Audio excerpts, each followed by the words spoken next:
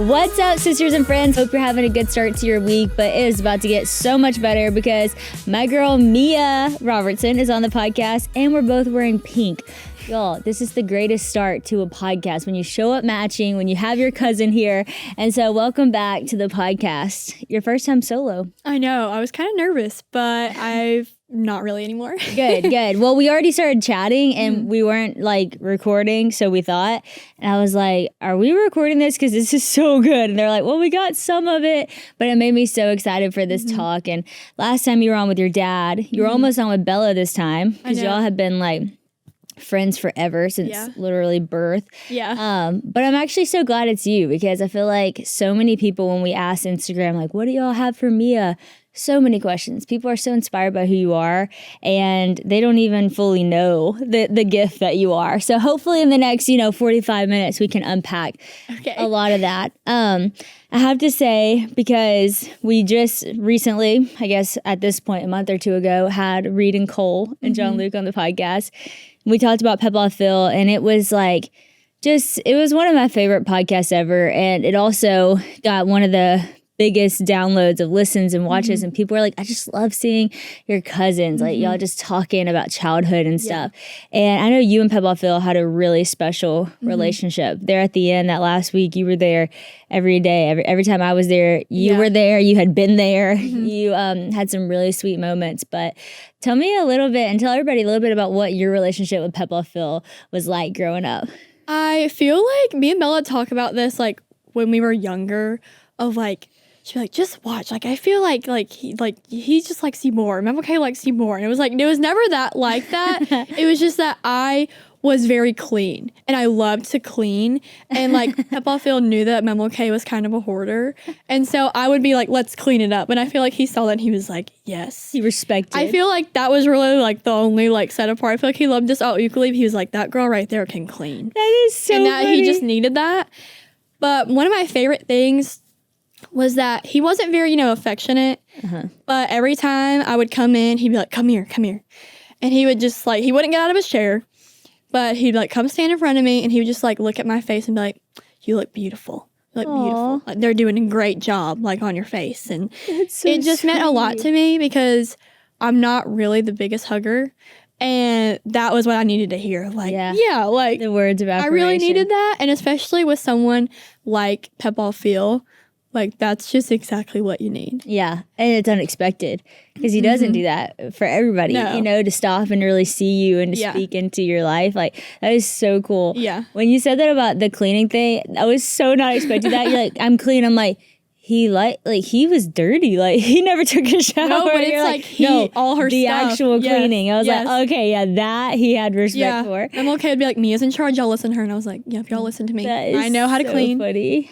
But, and then I'm trying to think about something. Oh, this is actually really funny. One of my favorite memories I was thinking about is that when we were like younger, we would have sleepovers. Lily, Merritt, and Bella would share like the big guest bed. But one thing about them is that they sleep, it's like you wake up, you're like off the bed, like Bella's like on top of you. And so I hated it. And so I would go sleep on the couch. It was like Mia's couch. And every morning he would come in at like 5 a.m. and like turn on the TV full volume, like the weather, the news.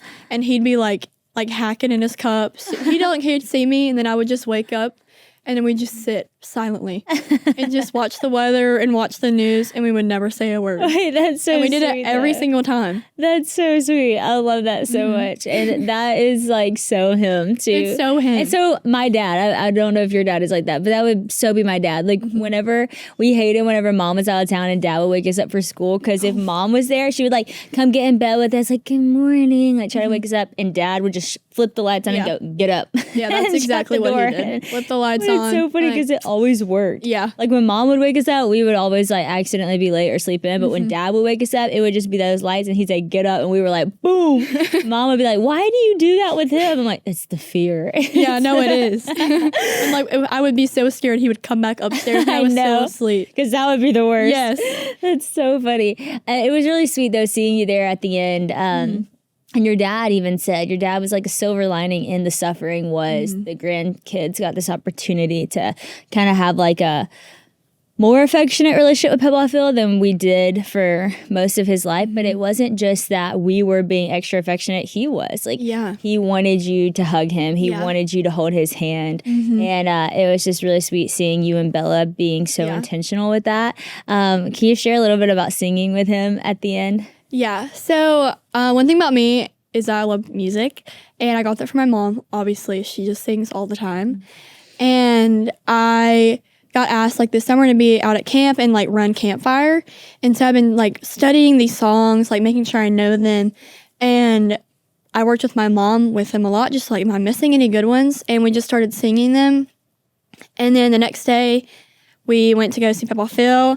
And I was like, I kind of want to sing. They had talked about like how a couple people from our family had been there and sang with him and he really enjoyed it. I was like, I want to do that. Like, I feel like he'd really enjoy that. And he did. And he would reach out his hand every time. And he was just so much more at peace. And we sang, I'm trying to even think, we sang so many songs. But one that really stuck out to me was like the day before his death. And we sang Surround Us, O Lord. And he just was holding Mama Kay's hand the whole time. And which I have it like audio message and I like can't even listen to it. It's like so like we were just all of us were so emotional. And so we had to sing happy ones after. So we sang Victory in Jesus and I put that on my Instagram because that one's more like happy and we kind of forgot the words. But it was just really good to have those final moments of like just singing about his goodness. And which I feel like people are like, that's so weird. Like, but that's just kind of how Christians are. I think we're crazy anyway. But it's like we're not sad. We're sad that he's, in pain, but we're not sad that he's passing on. Honestly, we were just like kind of a prayer of like, please, like, don't keep him here. Like, we want him to be with you. Like, so I just like felt so much at peace. It's like, even though tears are still shedding. But that's like what I want for me. Like, I would want all the people that like I love to sing with me. Like that's what I would want. It's so cool. It was cool. I was with Mama Kay when she went to the choir. It was like it was like probably 2 weeks before he passed, and she was just crying and singing at the top of her lungs. But it was like crying with a smile, you know. And I was like, this is so beautiful that as she's singing, she has these tears in her eyes, and it was starting to connect with me. The words she was singing were words she just so truly believes and desperately believes in a sense, because it's like, this is what our hope is in. And so if this is what our hope is in, then we can be confident that as he passes, and one day we all do, like that's where we're going. And it was just really beautiful to see how worship kind of carried through a lot of the end there. You led worship at his funeral, which you did such a fantastic job. Thank you. I honestly do not know how you did it, because I was crying like a baby the whole time. Worship got me. I could not stop crying. Like, I was watching the funeral, and any clip they panned to like me and Christian, I'm just like crying. So I was just like, had so much respect for you that you could lead something so beautifully and hold yourself together in such a just so much strength and so much grace, and you sounded so beautiful. Were you nervous for that? I actually wasn't. I was more nervous about the a cappella ones because I was messing up the harmony in practice, and my mom was like, you have to get this right. Me and Layla were like, oh no, we're going to mess up. Like, we're out of our range here. But I lead worship with Max and like Layla, but especially Max, like so often. He comes and leads worship with me at my church. Oh, that's cool. And we always sing Because He Lives. Like, that's like, anytime they know Max is singing with me, they're like, we know they're going to do Because He Lives. And also, my favorite worship song to lead is How He Loves. So I wanted to do that, and just like, I think the overall message is just amazing. And it's such a simple song, especially to play too. Like, it's the same 4 chords, and it's so easy to pick up. But I just kept thinking of just like how much the Father loves us. And I just thought, what better way? Like, we need to do it, and like everyone needs to be reminded of this. That's great. We did Because He Lives, and I mean, that was perfect. It's so true. Oh my gosh, like, when y'all hit that at the end, I was like, oh shoot, yes, Lord. And like, me and Max, we knew we were gonna do that. We didn't have to talk about it. And just like Will up there was just, I just kept thinking of like, wow, like if like one thing didn't happen, of like the Lord working in his life, or like he didn't listen, or like we would not be up here all together, and just like how beautiful like that is. And like, this is coming from like, I actually been thinking about this all week. I don't even know what song that's from, but it's that bridge, and it's like you take what the enemy meant for evil and you turn it for good.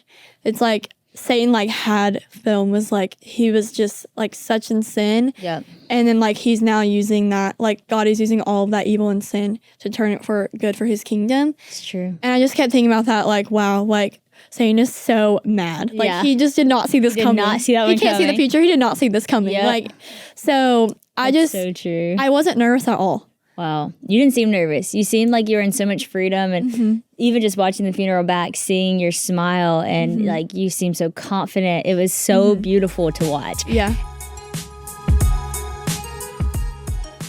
Hey, this is Christian jumping in for Sadie while she is on maternity leave. I want to tell you guys about what Sadie and I both have done to make our whole day better. We've been an AG1 family for years now, and I'm all about the AG1 Next Gen.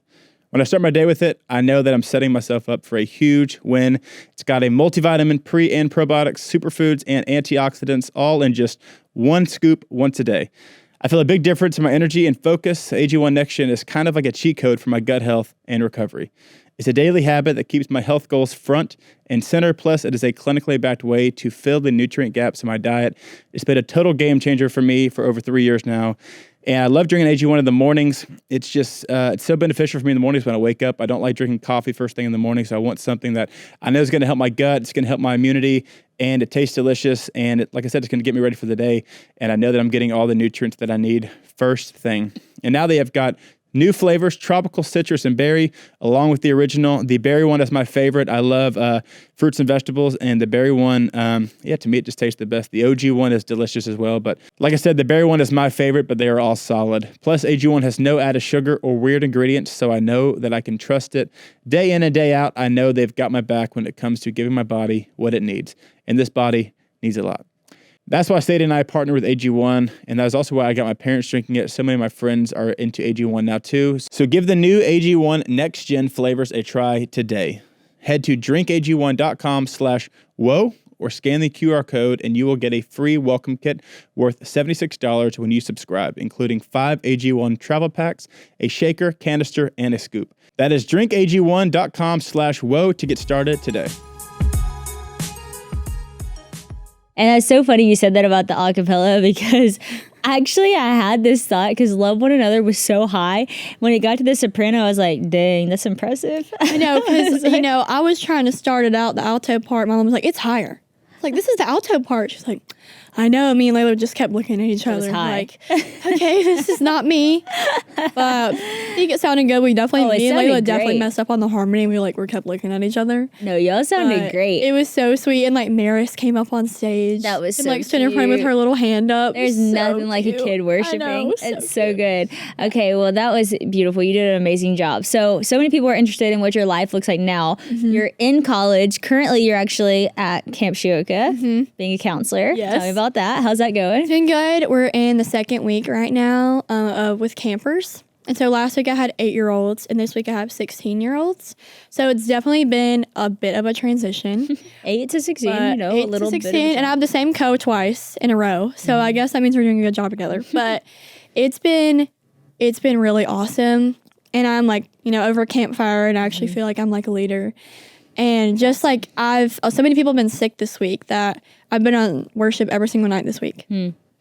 And so I was like, oh man, I have to lead again. I feel like I'm tired, and I want to be with my my kids. But it's been so rewarding, such a rewarding thing. And this has been the best week. Wow. It's been so good. And we had Survivor Day. They came and woke us up at 3:30 a.m. Oh my gosh, this morning? No. Oh, I was so sorry. But 4 days ago, and I let my girls do a prank 2 hours before they woke us up. So, but I didn't want to spoil it. They were like, we have to do a prank. And I didn't want to be like, we have to go to bed right now, because then they would know. And I wanted them to have the thrill of Survivor Day. That's a good counselor. So right there. I was like, I got to put them first. I want to go to bed so bad. I know I'm waking up in 2 hours.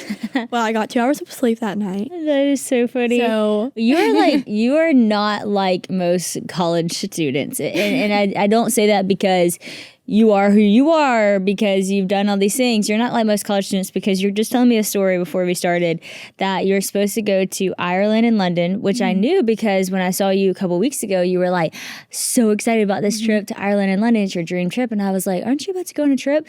And you're like, yeah, I was supposed to, but I'm not anymore because I feel like I need to be at camp. So let's unpack that for a second because not many college students are canceling their Ireland-London trip to stay at camp. What is God doing in your life right now that's keeping you grounded where you're at, and why choosing not to go on a dream trip to stay at summer camp? Yeah, so last summer is when I applied for this trip. And I really like had peace about it, like, oh yeah, I need to go devote my last summer like to missions. Like I'm only gonna be at camp for 2 weeks. Like I need to be, going as far away as possible. Like I need to reach so many people because I need to like do like the Lord's work. Like when am I gonna have another summer? Like this is my last summer, and I've been planning for it all year. I've met with my group once a month. Like they put me in charge of like so many different things. And the more I learned about the trip, I was like, I don't know if this is like what I had in mind, like a mission trip. And like it definitely is a mission trip, maybe to some, but it was not a mission trip to me. Of like, I think mission trip is like you're really giving your all. Like you've got to like, I'm totally fine with like being uncomfortable. Like I don't mind, like when my other mission trip this summer, we're sleeping outside. Like that's fine with me. Just felt like, for me, like, I wanted to use the body that God had given me in, like, such a way of, like, really pushing myself. And it just didn't feel like that. It kind of was starting to feel like this is just a cool way to, like, go on vacation and, like, go to these places. And last week, during junior week, which is a rough week, you got 10 8-year-olds that are all homesick and just sick in general. And that night, going to bed the first night, I was like, I don't want to go to Ireland. And it scared me. I like sat up in bed, and I had been woken up 4 times that night by girls needing to go to the bathroom. And so I was like, I'm just going to stay up this whole night, I guess, and think about it. And so I did. And I was just like, Mia, you're crazy. Like, this is your dream trip. You've literally been telling people about it. Like, what will people think? Like, they've given you money. Like, what are they going to think about this? So I was like, okay, let's think about it. Let's think about it more. And my passport had still not come in yet. I was like, maybe that'll be my sign. Yeah. If my passport comes in, or doesn't come in time. And then I got the call the next day, like, your passport's going to be here now. And I was like, dang it. I was like, wait, I should actually be, like, excited. Yeah. I was like, okay, maybe this is a sign. Yeah. And then everyone started getting sick at camp. And they're like, Mia, we need you to lead worship every day. I was like, okay, feeling like I'm needed here. And then it, like, hit me like, oh, I'm actually needed here. Like, I don't need to go chase, like, something for myself in another country when the Lord is calling me right here in Calhoun. Yeah. Which is so, like, crazy. Like, Calhoun versus Ireland. It's like, yeah, everyone that's not a Christian or just on paper is probably like, that is so Or even dumb. a Christian. Because you would be like, oh, like you said, like, the more exciting ministry is in Ireland. The more exciting ministry is in London. So you think. But it's like, no, you're sitting here literally getting woken up all through the night by 8-year-olds. Yeah. And then asked to lead worship, and you're like, this is ministry. Yeah. And this is exciting ministry because it's where the Lord has me and I'm needed with my gifts. So I think that's so cool. One of my campers came up to me. She's 9. And she said, Mia, like, I want to get baptized. Like, I'm like, just our theme this week, and just like came here to camp, and like I'd already talked to my family about it, and like if I met like a counselor that I like, she's 9 and like telling me like all these profound things. She's like, I want you to baptize me, and I'm coming back the first week of July, and I want you to baptize me. Wow. And I'd actually had baptized her older sister last year, and she didn't even know that. Wow. And I was like, I'm not gonna be here. Yeah. I'm not gonna be here. And I was like, this is another sign, like the Lord's calling me to be here. Yeah. And I was just like, oh, I'm not going to be here. And so now, like, her older sister's here this week, and I'm going to tell her, like, whenever she comes, they come pick her up tomorrow. I'm going to be like, I'm going to be here. But so there's just so many little things that, like, came up of, like, yeah, I'm supposed to be here. And so I called my mom, like, this was, like, a few days ago. It's like 4 days ago. And told her, I was like, let me say my piece. Like, I don't want to get mad. And because she's really, I mean, I honestly haven't raised that much money for it anyway, which that could have been assigned to. I didn't really like go door to door. I'd only raised $400 out of $2,300, and my trip is in 2.5 weeks. And $300 was from my mom and dad. So that could have been assigned to, like, I was not going door to door and asking. But But I called her and I told her just where my head was at. She's like, Mia, you need to go like where you're feeling called to. She goes, that was it. Wasn't mad at all. I was like, oh, okay, she gets it. Like, I just felt like so blessed to have a mom that like is a spiritual leader. Where like I come to her and like she listens and she understands because she also would do the same thing. So that was my answer. And I told, John Luke, Miss Carrie, like, I'm staying.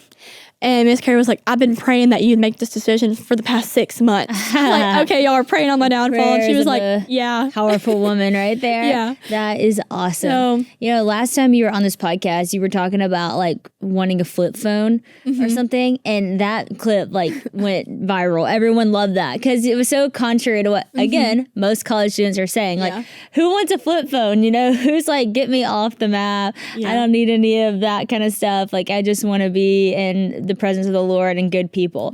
Like, have you always been like this, or is this something that shifted when your relationship with God got deep? I don't know. I feel like definitely in high school, like I did not want to stand out at all. I definitely like was trying to conform to the norm. Like I didn't want attention. And like the more I like prayed about that, that's definitely like from me having cleft lip palate. Like I didn't want to be set apart. But then, the Lord literally tells you you're called to be set apart. And I was like, oh, okay. Right on. So, like, anything that, like, I guess, like, makes me, I just, like, lean into that. That's great. And, like, people are like, Mia, you're so interesting. I'm like, thank you. Like, my mom is always, like, she has no idea what I'm going to say or what I'm going to do next. But I just feel like I get that from my dad, too. Just, like, he doesn't conform to the norm, and he got that from Phil. And so, like, I see a lot of myself, like, in Pepa, Phil, and my dad of, like, they don't do what the norm. You never know. You never know. Social cues, sometimes, like, they're still going to do what they're going to do. And I feel like that's me. But I think that's what the world's interested in because like that, you get to see another side of God when people are like fully themselves. We're all made in the image of God. And so giving people a glimpse of who you were originally created to be is giving people a glimpse of like the creator, And it's so cool because so many people shy away from that. And like you said, conform to the norm. And I think that's why you go on social media and it's like sometimes boring because everyone looks the same. Everyone's doing the same trend. And then it's like the person who's kind of doing the offbeat thing that you're like, that's cool. Yeah, and I was like, that's so me. Like, anytime I say, I'm like, oh, I would like, yes, so like, yes. Right? And like, that's what you click with because that's what makes you you and what makes you human and what people appreciate about you. But it's so interesting. What a scheme of the enemy to be like, no, that's the thing you need to hide. That's the thing you need. Well, of course, because that's the thing that's going to show people the creator. That's the thing that's going to resonate with people. And, I asked Instagram what questions they have for Mia, and we had so many great questions, but a lot of people did ask about your cleft lip and palate and just how you're doing with all of that. But someone actually has that as well. And she said, I still struggle so much with comments about my cleft. How did you handle that? And how did you begin to overcome that? Okay, so I actually shared my testimony like the other day at camp. And like the beginning was about my cleft lip palate. And it was definitely hard because, when you're a kid, it's just your brain's not fully formed yet. And so when people say, terrible stuff to you, it really affects you. And then I talked about like the episode where like Stand By Mia, where it was like that was my biggest insecurity, like was on television. Really? And like obviously like at the time, like I thought it was cool, but I don't see myself, I guess, like really being excited about it because I didn't want people to just like know me as like, oh, the Robertson that has cleft lip palate. Yeah, that's that girl. Yeah. Like, that's cleft lip palate. And that's kind of what it became known as. And so, like, that's when, after that episode is when I, like, got my first hate comment. And it just said, you ugly. Like, not even right grammar. Like, I don't even remember what it was. It's so weird that, because I remember my first one, and it said, you look like a man. And I was like, bruh. And it, wow, it burns. Yes, and their burns. English is never right. No. Sleep is sacred in our house, fam. Between chasing 2 toddlers, trying to make it through pregnancy in one piece, and keeping up with life, I need every minute of rest to count, and that's why we're big fans of Helix Sleep. We've had our Helix Sleep mattress for 3 years now, and it is still giving us that great sleep every single night. I used to wake up sore and stiff, and now I'll wake up refreshed and ready to roll. Christian and I took the 2-minute Helix Sleep quiz online and got matched with our Helix Midnight. It's designed just for side sleepers like us, hitting the perfect balance of firm and soft. Even Honey has her own little Helix mattress now, so we are raising them right, y'all. And when we hit the road, I legit miss it. Nothing cradles you like your Helix mattress. Don't just take my word for it, though. Try Helix for yourself. Helix actually offers a 100-night trial, so you can take your new mattress for a test drive just to make sure. I know you're going to love it as much as we do, though. Like I said, we've just loved our Helix mattress. It has been amazing. We look forward to it. And it is hard to get out of bed some mornings because I'm just so comfortable. So we are huge fans and are not going to any other place looking for a mattress but Helix from here on out. So go to helixsleep.com/Sadie for 20% off site-wide. That's helixsleep.com/Sadie for 20% off site-wide. helixsleep.com/Sadie. And so, like, my friends were, like, commenting back. We were, like, in elementary school or middle school. And they're, like, commenting back. And they're like, you're ugly. I'm like, no, guys, we cannot do this. But it really started to take effect on me. And just not in a good way. Like, my mom had my Instagram account. And, like, I know that she, like, must have gone through deleted comments. Because, like, I just know that she did. Because they all started getting really nice randomly when I would see it. I was like, thanks, Mom. But that's a good mom. Good mom. And I don't know if she'll ever meant that, but someone has deleted comments. But I feel like the more, I guess, like, my confidence grew, like, in the Lord and what he had planned for me, like, the confidence, like, within me grew. But it took a long time. Like, it was not overnight. I put Bible verses, like, on my mirror. Yep. How were, like, I'm beautiful and wonderfully made. And I was created in his image. And I think the hardest part for me was, like, I was upset at God. Like, why did he make me this way? Cleft lip palate is more generally genetic. So I was like, okay, like, why me? This is such a rare thing to not be genetic. And then it's like, now, like, because of that episode, which, like, I didn't like at the time, like, now, like, my part of my job is to, like, talk to cleft lip palate families. Like, that would have never happened if I just wouldn't have been a little bit uncomfortable. Yep. Like, the fruit of that was seen. It just wasn't seen till later. Yeah, well. So just, I feel like waiting and just praying of, like, it takes a while. Yeah. And one thing that helped is, like, having support system. And my support system at 8 was Lily, Mara, and Bella. And I would always say, like, oh, I just don't think I'm pretty. And I always thought they were so much prettier than me. And Bella got on my phone. It's still on my phone. It'll go off today. Every day at 4 p.m. it says, you're beautiful, -Belle. And she got on my phone and put it on there. And it's still there. Every day at 4 p.m. it reminds me. Sweet. And, like, just little things like that still on my phone. Pregnant. Like, I need that.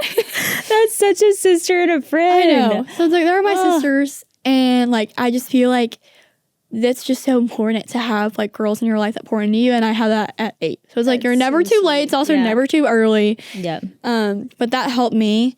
And to actually know, like, I was created for a purpose. And I just, like, to help people. Like, yeah, like, I would never wish cleft lip palate on anyone. But honestly, like, I've been thinking, like, I'm glad I have it and not someone else. Like, I'm, like, at peace with, like, what I have. And, like, if, like, someone is not, like, I will take that burden from them. I'll help them through it. Like, and I'm just fully at peace with how the Lord has moved in me. But I definitely could not always say that. Yeah, that's so I think that's so honest and so real. And I think that people need to hear that, because whether you have cleft lip and palate or you don't, most girls struggle with believing that they're beautiful or feeling confident in who they are and mad at the way God made them for X, Y, and Z reason.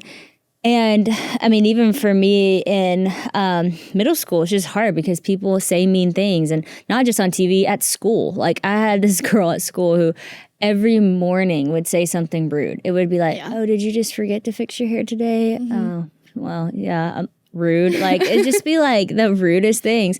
And it would just always make me feel so insecure and like question what I looked like or who I was, or she'd comment on like my personality, and it like makes you confused, you know, because if you don't have an anchor for truth, then anything somebody says to you is going to like confirm those insecurities you already are feeling, and that becomes what you believe about yourself.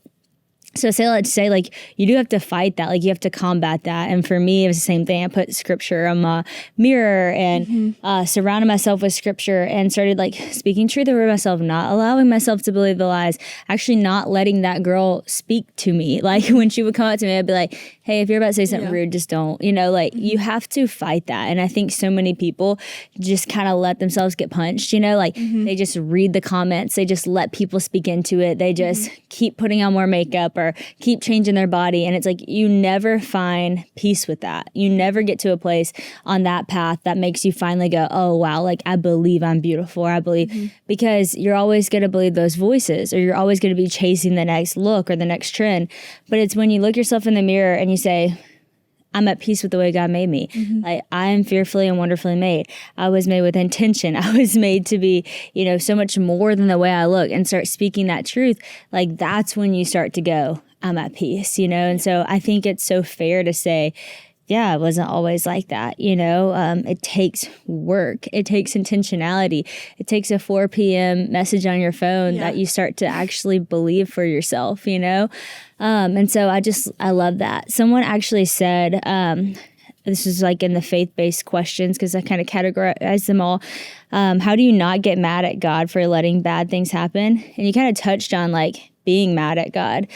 Like, why did you make me like this? And I remember going through a time whenever just the show was so crazy back in the day, and I was in high school, and I lost so many of my friends and didn't know what my future looked like, because everything I had thought was going to happen had shifted, and I was getting like all these closed doors, and I was like, what in the world? And I was like, God, why did you put me in this position if I was going to lose all my friends? Why did you put me in this position if I'm not going to know what I'm supposed to do in my life? Like, just that wrestle. Can you speak a little bit more into like overcoming that wrestle and that feeling towards God? Because you're a girl who just talked about, this summer I'm going to devote my life to missions and anything for the Lord. I'm sleeping outside. But it's kind of cool to hear you say years ago you were pretty frustrated at God. Yeah. I feel this is a really hard question because I'm not an angry person. Like, if you know my dad, I've never heard him raise his voice at me or really anyone. And I definitely got that from him. I feel like I can count on one hand the amount of times I've been like truly just angry. And like, that's not normal. And I know that. But that's pretty cool though. It is cool. But like, sometimes I'm like, man, like, I don't know if it's because I've become desensitized or just like, I'm so like, people say mean things. Like now when people say that about me, like the little kids last week, they're like, what happened to your lip? I'm like, it doesn't bother me. Or like, oh, like, were you burned? I'm like, no, like, it doesn't bother me at all. But, I would say, like, prayer has changed my life. And that was what I was missing. Like, I honestly figured out the power of prayer last summer, which is crazy because I'm 21. But I feel like I was so much more, like, easily annoyed. Just like, why? Like, God, would you do this? And I wasn't like having a super deep relationship with him. Like we had a relationship, but I didn't pray about every little thing. It was, I prayed about like stuff, like something bad had happened. Big stuff. Yeah, in the midst of, and like, I felt like that was good. Like that's what you normal. Like that's so normalized of like, you just pray whenever like you need him, and not praying when you like are just going through life. Just in a relationship. Like that's such a good like relationship is you talk all the time, not just like only when you need something. Yep. And I didn't want me and the Lord's relationship to be transactional. And so last summer, I just like really was like, we're diving in, we're praying every day. And it would just be like little things. Like I'd be walking to my next class at school. And then I just walk to my class. I'm like, hey, God, like, thank you so much for this day. Like, just like little things. Like, thank you so much for doing this. And just little reminders of just thank you. Like, gratitude. Yeah, just having a gracious heart. And I feel like that's made me just not so like angry at the Lord of like just constantly putting more good and like when you think good, you do good and you feel good. And that's so like cliche, but it's so true. Like if you're spending time so much time like mad at God, how are you like kind of gonna get out of that without like having a heart change and a mind change? So true. So I would say like that's my biggest piece of advice is like the power of prayer is so like I could talk about it forever. Is so crazy of like then whenever a decision happens, either way, it's like you have peace because you know it was from the Lord. You don't have to like try to question. It's just like, oh yeah, no, I have peace about that. Yeah, that's so good. It's so cool because like science actually backs up what the Bible says, and it's almost like science thinks that they beat the Bible to it, but it's like, nope, actually you can go back 2,000 years, this thing's been, it's like this has been here. And it's so cool because that verse, it's like with everything, with prayer and petition, present your request to the Lord, and then it talks about what does it say, like with thanksgiving and gratitude. I can't remember the exact phrasing, but it's basically talking about like when you're feeling anxious, like go to the Lord in prayer. with Thanksgiving. And like scientists and different people who study all of these psychologists, they actually say that gratitude and fear cannot like dwell in the same place. So like if you have fear, anxiety, the more grateful you are, then that fear will go away, in the sense of like, okay, if I'm scared something's going to happen to my kid, instead of just like letting the train go of how scared I am, just say, God, thank you so much for my baby. But of course they wouldn't say that. They would say not thank you to God. They'd just be like, I'm grateful that I have a baby. I'm grateful that I whatever. And I've actually found that to be so true with prayer. It's like the more you pray in gratitude, the less anxious you are about the day-to-day life things, the less frustrated you are about the day-to-day life things, because you just have such a greater perspective. And that's something that like reading the Psalms really helped me see, because the way they pray, yes, they go to God in like the crucial moments. And it's actually really cool how they pray to God in the crucial moments, because it is not polished. They're like, God, destroy my enemy. Like, no chill. Like, don't worry about coming to God sounding good, because they did not. But more than that, what struck me is like just how much they praise God in their prayer. Like, God, you are holy. You are the creator of the universe. You are like, it's like how big you are, how in charge you are, how glorious you are, how, and then you're just like, oh, wow, like that's the God I'm talking to. And the more you talk to him like that, the less the little things of the world worry you or bother you, because it's like your perspective is in light of like the creator of the universe. And I think it's really inspiring that you said, like kids comment stuff like that and it doesn't get to you, because that is such a real thing. Like I have other friends who have like physical features on them that are notable to where kids say stuff, and that's always been like hard for them, you know, because every time someone says something, it's like a reminder, oh, you noticed that. But it's like so cool to hear you say that you've kind of overcome that. Just letting people know like that's actually possible to overcome. Back to school season means new routines, packed lunches, and at least a few playground injuries. That's why I'm super pumped to tell y'all about today's sponsor, Active Skin Repair. It's a clean, non-toxic lifesaver for everything from scraped elbows to bug bites and even diaper rashes. It's totally earned a permanent spot in our first aid kit. Active Skin Repair is non-toxic, it's safe for every age and skin type, and it works fast. I love that it's just one product that can do all the things: cuts, scrapes, rashes, sunburns, even acne and eczema. No scary ingredients, just clean medical grade healing that works. Active Skin Repair uses a molecule called hypochlorous acid, and it works by mimicking your body's natural immune response to cleanse, soothe irritation, reduce inflammation, and support healing. We are huge fans of this in our house because I have 2 toddlers and always have, you know, some kind of thing happening, whether that's a scraped knee or a scraped elbow. And of course, we're about to have another baby. And so diaper rashes are, I'm sure, going to be a part of the picture, and this stuff works on everything. It's also very clean ingredients and doesn't have any burn to it. And so my kids actually like using it. You know how kids are. They want to have a Band-Aid. They want to have the medicine, and they love this stuff. So visit ActiveSkinRepair.com to learn more about Active Skin Repair and get 20% off your order using the code WHOA. That's ActiveSkinRepair.com. Use the code WHOA, WHOA, to get 20% off your order. Yeah, I've made it like kind of like a bit. Like I'll come with the most insane story. They're like, me, what happened? I'm like, it was a shark attack. I literally was like alone on an island for 3 days, and they're like, really? And I'm like, no. Like I was born with it, but they're like, what? And like think it's so cool. That's like, oh, like That's yeah, hilarious. Like, so I just feel like also just like it doesn't always have to be like this most serious thing. Like, oh, they can't talk about it at all. Like it's like, no, you can. Like it's obvious. Like so just like kind of just. I don't know, not shoving it under, because I don't want to be ashamed. Yeah. Like the Lord made me. I don't want to be like, oh, you can't talk about it. That's great. Like, I'm not ashamed of who he made me. But I mean, I wasn't always like that. Yeah, that's great. So I would say just like, if you feel that way, just like don't like hate yourself. Like it just takes time. It's great. It's really good, Mia. I love that so much. Okay, gosh, there's so many questions people have asked. Let me look at them for a second. Okay, quick one. Favorite worship song right now? Okay. I'm trying to think. We've done worship every single day. I'm trying to think of my favorite one right now. Okay. So it's called The Blood.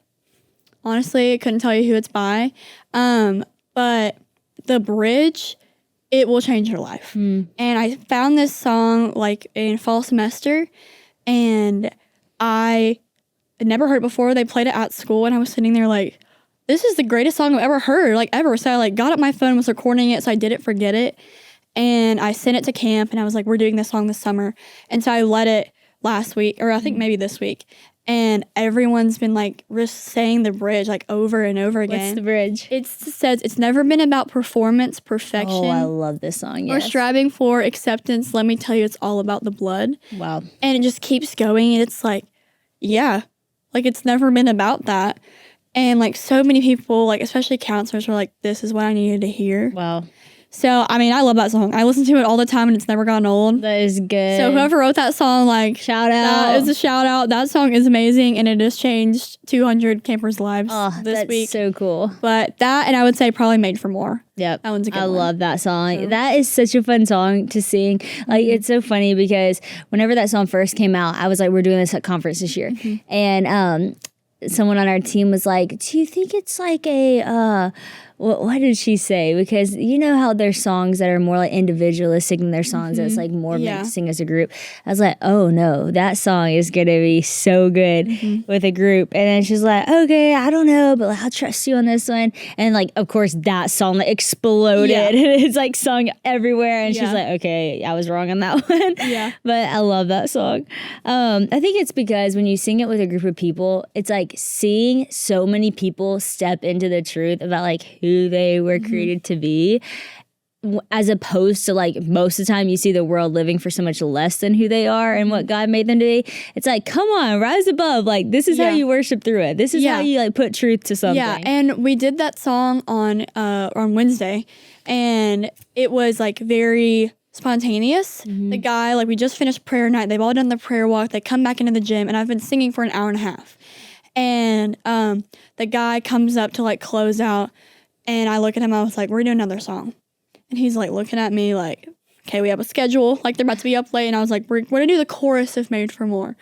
He's like, "We're gonna sing this next chorus, everyone." And I just start from like, "I know who I like," and he's like, "Okay, they're doing the whole song." And we probably sang it for like 6 or 7 minutes. That's awesome. And it was like, that was just like, oh wow, like the Lord was just, everybody's hands were raised, like, and everyone was like, people were crying on the floor, and it was like, yeah. And he's like the guy that like I talked to about it. He goes, "I actually thought about that song, about doing that like outside, but I didn't know how to tell you because none of y'all had your phone." Well, And I just wanted to sing it. Like, and so I was like, okay, yeah, like, wow, we were supposed to sing the song. that's cool. And it was, I mean, that song's amazing. That's so, because even the start of that, I know who I am because I know who you are. Like, how many people who, in high school can say, like, I know who I am? You know, not many. That's like the struggle of high school. Is like, you don't know who you are. And that's why, like, everything hurts and everything's sensitive and you're trying to figure out who you are. But, like, for a song to come in and, like, give you words to say before maybe you even believe them for yourself, it's the same concept as writing scripture on the wall. It's the same concept as putting something on your phone at 4 p.m. It's like, I'm going to speak this until I really believe this. And then the chorus and the bridge going into like the reasons why you can know who you are. It's so good. I love that. Okay, someone said, what Bible verse or truth has carried you through this season? Season? I brought my Bible. I'm trying to think. I've been reading. Bust it out, girl. Bust it out. I would say right now, which first of all, I'm missing. My Bible is just really going through it. This is Philippians. She's just not even in here anymore. Hey, that's a good sign. That's a well-loved It's a good Bible. sign. I actually thought about this is 1 John, which like the reason why I kept this Bible, which I've gotten a new one, there's so much water damage in here, is because of this right here, which is 1 John like 4 and 5. And it's just talks about love. And I feel like that's the theme of just like grief, right? Like just my life has just been kind of grief, but like feeling like the love of my family and my friends and like so many people that have poured into me right now. And just, I mean, I got so many texts and calls and people are checking in on me, and it feels like the love of like the Father and like how I kept thinking like how pleased he is. Like it goes back to the song How He Loves, which is just like, that's been kind of the theme, and it's been intertwining with grief, and it's just made me just like so much at peace. Okay, I don't even know if I can even like get this through, but I just like 1 John 5, and we also started doing the love one another, and this is kind of like where this comes kind of from. But it says, everyone who believes that Jesus is the Christ is born of God, and everyone who loves the Father loves his child as well. This is how we know that we love the children of God, by loving God and carrying out his commands. Like, I think the concept, this can go, as deep as you want, but like the concept of love now is just like not the love that I know God has for me. And it's kind of made me like kind of accept, I feel like, the bare minimum. And so this has kind of been a reminder of like what true love actually is, because I feel like we don't really see that often, but I saw it in Kay and Phil. Like how like, I mean, where they were at in the last months of his like life is just, that's not where Kay's dream destination. But she didn't complain. When she was in there, she didn't complain. And like, I just saw that and I was like, you don't see that really anymore. And like that, I mean, that would be hard to live there. Some of those people that were in there. gosh, There were some crazy people in there. Some crazy people, and she was not. complain. Yeah, she wasn't at that level, but yet she chose to be. Yeah. Because of. And it's just things like that where I was like, that's what the Lord designed marriage for. That was like to have an actual partner and putting each other first, like, but putting the Lord above both of you. Like, it just has been really carrying me through. And like giving me hope and peace, because it's like all my friends are getting married, like they're getting serious relationships. I'm like, I'm not settling. These are my grandparents. They're doing this. Like, I don't think like this man is gonna do that for me. Like, no, like it has raised my standards. And like sometimes I'm like, like man, like I wish like maybe I didn't have that, but it's like no, like I want that. Yeah. I'm not gonna settle for less, and like the Lord's not settling less for us, and I feel like that's a reminder. So I'd say, 1 John 5 is a good one. Yeah, that's good. It was so sweet. My mom Kay said, the verse that's been hitting me lately, and this was like the day before he passed, and we were all sitting outside of his room. I said, what's that? She said, and I thought it was going to be a verse about heaven or a verse about dying. And she said, but the greatest of these is love. And she said, because that was my great love. And she said, that's been the love of my life. And she said, I've always been faithful to him. I've always been by his side. And of course, she had dad. And he wasn't always faithful to me, but I was faithful to him. And it's true. I mean, their love is like something out of a movie, like. It was very Notebook like. My friend told me that. She was like, it's so Notebook. And I was like, yes, it is. It really is. And then everyone started like talking about it, and I was like, no, like it actually is. It's and like that, more really Notebook than people even know, because whenever they were separated for like a month because she was in the physical therapy and he was there, they like could not sleep at night. She was so mad. She was in such a bad mood, like when you would go visit her, because she just wanted to be with him. And like the first day that she got there, he like slept on the floor basically beside her. Like it's like he finally had peace because they were together again. And it's just so sweet. Like it truly is. Like you don't see that a lot. You don't hear that a lot. And I love how you said the world settles for like so much less than what God actually like intended love to be. Yeah. I want you to unpack a little bit more, because you said this doesn't go as deep as you want it to be when you started talking about love. Like, what do you feel, I don't know, just being in college and seeing people get engaged and seeing that, like, what do you feel like, I don't know, even the exact even question for this. I think I'm just really inspired by how you are not choosing to settle when it would be so easy to. And like, what encouragement would you give to girls who are obviously like in college and it's hard because love is like talked about everywhere. The Bachelorette is like what everybody's watching. Like everybody wants to be in a relationship. What's keeping you just content in the day to day? I think like why I'm like this is definitely first off from my dad and how he treats my mom, but also my brothers. Like sometimes I'm like, kind of stinks having just two of the greatest brothers ever, because they really raise your standards.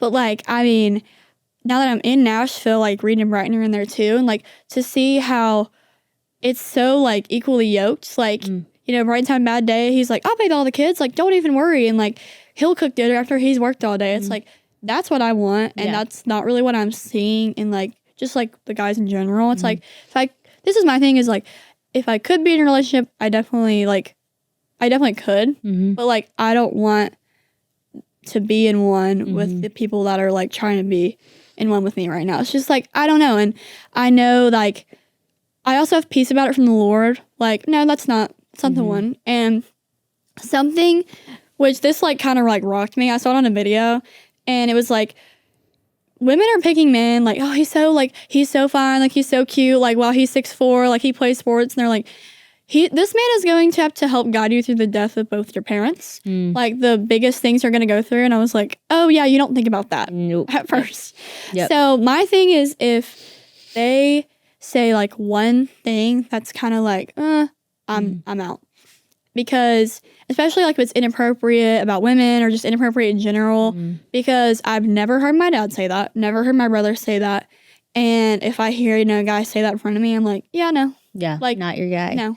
That's so good. I mean, I always tell my friends that, like my friends who aren't married and they're like struggle with that. I'm like, but you could be married. Yeah. It's not that you haven't had the opportunities. It's that you chose not to be because that wasn't your person. Like, and I think so many girls feel like when they're single, they're like desperate. It's like, if you can be single and not get to that place of desperate, that's when you make the better decisions, because if you were desperate for a relationship, you wouldn't care what the guy said. You'd be like, well, he's cute. Well, he's sweet to me. Well, whatever. Like, I can overlook. And no one's perfect. You gotta like give grace, and they have to give you grace because you're not perfect. But also it's like, but there is a standard. There is something you're looking for. There is something, because again, like, people do not think about the things that really matter when it comes to marriage. Like, this is the father of your children. Yes. This is going to be the person that walks through hard things in life. And it's really cool because Christian and I, have almost been married 6 years, and we've never walked through a death until this together. And I've never gotten to receive love from him in this capacity that I have now. And I have been so blown away, and it's like meant so much. Yeah. And it's like so sweet. I mean, backing up to like December when Pepa Phil first started going downhill, he's like, do you want to watch Duck Dynasty? And like, we can just talk about him. And of course I just cry, and it'd be so sweet. And then like, the week he passed, like, just gave me so many hugs. Like, what do you need? Do you need to go take a bath? Do you want me to take the kids? Like, and I was just so thankful I married a man with that much compassion. And of course, I didn't know exactly how he was going to be in that because we had never lost one before, but I had seen enough to know the way that he took care of me. And I would always say, like, he's such a strong person, but he was so sweet to me and so tender to me. And like, yeah, you want to see a man that like reserves a spot in his heart for you that's like tender. He loves you like the love of the Lord, you know? And I think that's why it's so cool to read verses like John, like in John, where it's like, no one's ever seen God, but we see God through the way that we love one another. His love is perfected in us. It's like, there's something so amazing about the fact that we love a God who is love and therefore can embody by the power of his spirit the love of God to one another. And like, what a gift. And so I love that you're not settling. I love that you're like, no, I don't need that. I know. I feel like my mom sometimes is like, you should just go on a date. And I'm like, I don't know. Some guys, like, especially here, like, they know my parents. And so my mom's like, just like, and so she's honestly convinced me to go on some dates. And then I'm like, I really am just like, I come back and I'm like, no. And she's like, well, I want to see proud of you and put yourself out there. I always think it's good to take the date because you never know. You never know. And I always like kind of know beforehand. I'm like, Mom, she's like really pushing me. But now she's like, that was more like, I guess more like in the past. Yeah. But now she's like, I trust you actually. Like, you have good judgment. Yeah. Like, I trust you. I know, like, exactly, like, I'm not just one that's just going to, like, dive. And like, oh, maybe it'll work out. No. Like, I'm like, nope. Like, and my mom, like, isn't like that as much, but she, like, trusts me in that where she's like, I wouldn't do that, but, like, that's what needs to be done for me. Yeah. Well, you clearly, like, hear from the Lord and feel confident to go where he says go or to not whenever you don't feel like you need to. And I think that both are good because I think a lot of people hear from the Lord when it's time to go, but a lot of people don't hear from the Lord when it's time to stay, you know? And I think to trust him in the just staying or trust him in the being single or trust him in the just being content with where you're at is like such a powerful thing that the world is not used to.